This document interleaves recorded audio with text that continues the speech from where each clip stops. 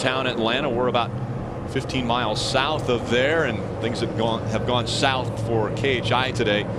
The 33 of Ron Hornaday already out of that race truck. The left rear tire cut and into the wall. Well, half of KHI. They've gone north and south. Yeah, the other half's doing pretty well, isn't it, Ray?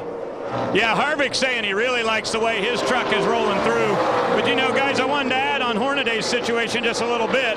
I wrote a column this week on SpeedTV.com talking about how do you get out of the hole of Daytona if things go badly. Well, guess what? Ron Hornaday really in a hole right now. No person has ever gone on to win the championship in the Camping World Truck Series if they post 3 finishes of 30th or worse. And Ron Hornaday flirting with 2 of those already in the first 2 races of the season.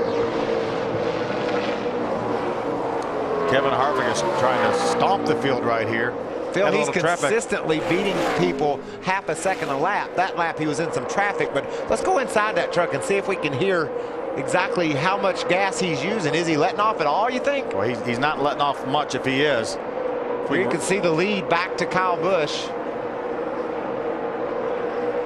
Kyle being shown over 5 seconds behind. Let's ride along with Kyle. Listen.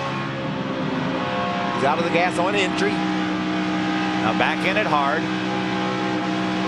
A little bit of a burp off the turn. Probably a little tight, Kyle is pushing off the turn considering the way that sounded. He's going to have to go to the high side. You hear him all the way out of the throttle entering 3 and pedaling it a little bit through the center. So the grip has definitely gone away. We can hear Kyle playing with the gas quite a lot on his lap. I mean, he's more wide open than he is off the gas, obviously, in the turns, but still having to mess with the gas.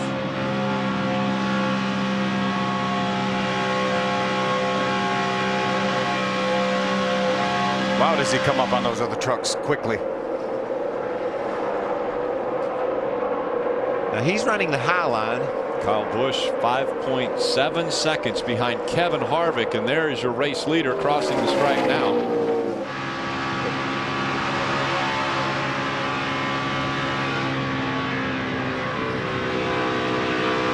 Pedaled a little bit there out of it, not clear out of the throttle, it didn't sound like. But on exit, Kevin's truck just looks like it stays down lower. It's freer, I think. Stays down lower, and he didn't have to do the breathing it off the turn. Listen.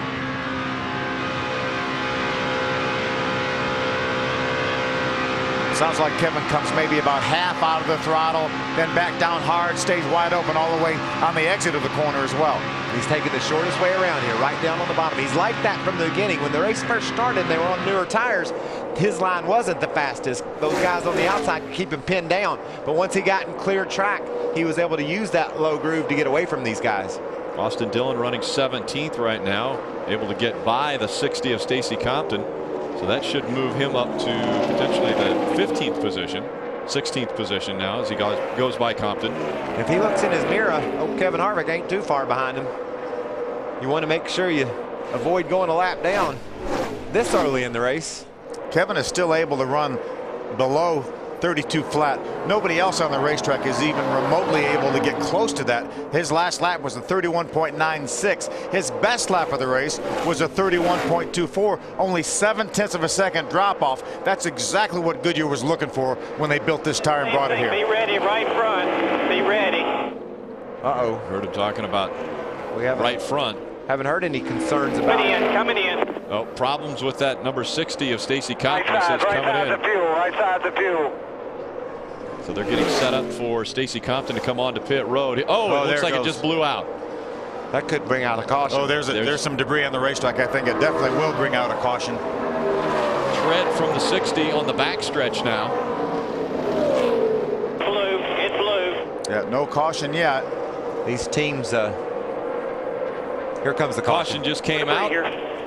These teams will be really concerned about that for a short period of time so they can get to pit road and see what their right front tire looks like, right? Absolutely. Second caution of the day has come out. This time it's Stacy Compton with a blown right front tire. You see some of the debris on the racetrack. Again, that was coming out of turn 2 at blue. He knew it was going to be a problem. He moved down the racetrack coming off of turn 2, getting ready to come onto pit road, but still moving along at a fast enough pace that tire shredded. Yeah, and you can see all the damage it did to the right front corner of that truck. He's got his hood bent, his nose torn apart. But because Stacy had such a good feel for that truck and realized he had a problem, he kept him from going into the wall. but he certainly hurt his truck. He lost a lap in the process. Kevin Harvick was able to pass him as he slowed down to make his way towards pit road. Not careful, he's going to lose another one. Trucks are over in turns 3 and 4 coming to the pits. I guess we'll see them all down pit road, Phil. See the new gassing procedure. Only one man over there with that gas can, with a self-fitting gas can. Stacy's able to drive back off of pit road. He will only be the 1 lap down. Pit crews awaiting their trucks to come onto pit road. A couple guys that have already exited this race. Ryan Hackett, Tim Bainey Jr. and Butch Miller also on or behind the wall in the garage. Let's go to pit road and Adam Alexander. And the word for Matt Crafton is we needed this caution. I was starting to pick up a vibration, still just a bit free in the turns. It was better on that run. They will continue to work on adjusting this truck. 4 tires and fuel. This stop happening at lap 54, Ray. They're going to go down on air pressure on the right sides for Kyle Busch. He's saying, I'm looking for much more side bite. Look for a chassis adjustment on the left side. At the top of your screen, Kevin Harvick, he said, let's get 4 tires, absolutely no adjustments. Ernie Cope was toying with a little air pressure change on the right front. Kevin said, no, it's perfect right like it is. Not only was he lightning fast on the racetrack, same thing in the pits.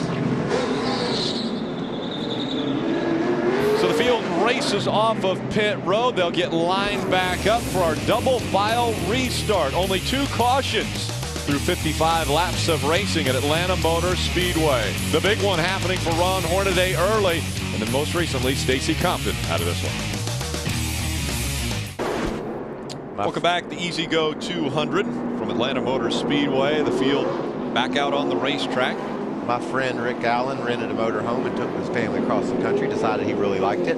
And my spotlight driver, Brad Sweet, got Aaron's lucky dog on this most recent caution, so he's got a chance to get his race back in line. You've got a little news from Aaron's coming up here in the next month or so. I'm going to drive for Prism Motorsports at Talladega. That's a great team, too. Yeah, Phil Parsons is going to be my car owner.